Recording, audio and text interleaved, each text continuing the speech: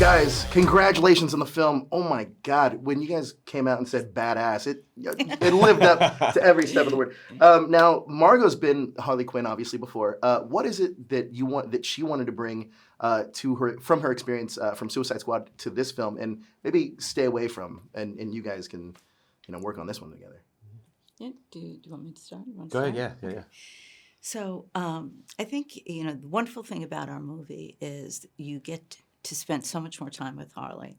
And so looking at the world of Gotham and her life, through the perspective of her crazy mind, we got to explore that, in, I think, a really unique way. So you get to see all aspects of her.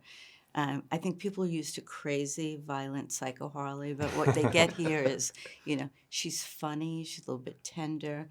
I love that we see her also being emotional and melancholy, and trying to figure out with the loss of her relationship who she is and all that self-discovery.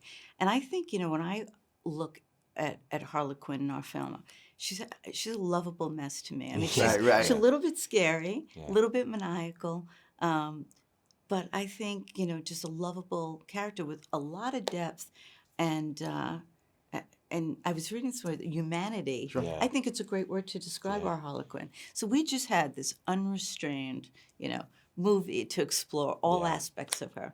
And there's probably, there's a ton more to explore. And she with still Harley. kicks ass. Yes. Absolutely. That's what's also nice is that you can spend time getting to know her. And then it's all the more impactful when you have those final set pieces and she's, punching people in the face and she's catching people on roller skates and doing flips and still as badass as ever. But you get to know her a little better. That evidence room fight scene, whoo boy, that was amazing. That was a great one. It is amazing. So speaking of the director, Kathy, she's the perfect director for this film. What was it that sold you guys on her vision of this movie? She came in and she did a really wonderful presentation, but she literally had explored every aspect of what this film could be philosophically. So, the color palette, the tone, the music, the characterization, references from other movies. I mean, it just, regardless of the fact if it ended up that way, the thought process and the creativity and the vision and the leadership. And, we were all, blown away by that.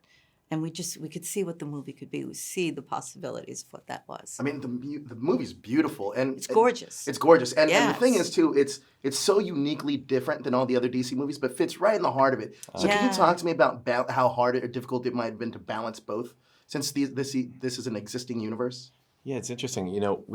We of course you're working within the DC sandbox, and you want to be really respectful to the characters and to the fan base, and try to get as much character detail in as possible. But at some point, you just have to focus on the story at hand, right? And let that lead you. It's an inside-out way of doing it, and it's all started with really Christina Hodson and Margot kind of sitting together and loving these comics and these characters and just building something. And then that's the blueprint, and you use that rather than a lot of the outside noise to guide you.